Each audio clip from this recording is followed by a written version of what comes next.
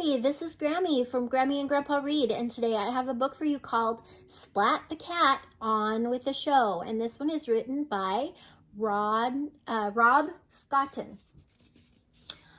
Splat and his classmates were getting ready to perform the school play, Cinder Paws. Backstage was a flurry of fur as the cats put on their costumes. Splat was so excited to be performing, he had butterflies in his tummy. Let the show begin, announced Mrs. Wimpy Dimple. The curtain rose and the lights grew bright. Kitten, dressed in her Cinder Paws, was busy sweeping the floor. Poor Cinder Paws. Her stepmother and stepsisters are very mean to her. Clean the floor, sew the dress, clean the floor again. When a royal ball was announced, Cinder Paws was left at home. She cried and cried. Suddenly there was a puff of smoke and the fairy godmouse appeared. It was really Seymour. The fairy godmouse magically changed Cinder Paws' rags into a beautiful dress. Next, the mice were changed into horses. They pulled the grand carriage to the ball. Backstage, Spike was changing too. There was a big problem. Spike was about to make his grand entrance as Paws Prince Charming, but he had stage fright. I can't go on. I'm not feeling well. I've got a bad case of the spots, wailed Spike. He pointed to some purple spots on his face. Oh dear, said Mrs. Wimpy Dimple. What will we do? Suddenly, Kitten had an idea. What about Splat? He could play Spike's role. Splat's tail wiggled with worry. He wasn't sure he could do it. Splat looked at Kitten, smiling at him.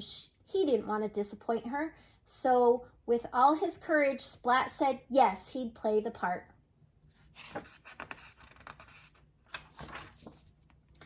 A quick costume change, and Splat was now Paw Prince Charming. The costume wasn't exactly a perfect fit, though. The royal ball scene began. Paws Prince Charming bowed. May I have this dance? Cinder Paws accepted, and the music began. The pair danced and danced until dong, dong, dong, the clock struck midnight, and Cinder Paws ran away.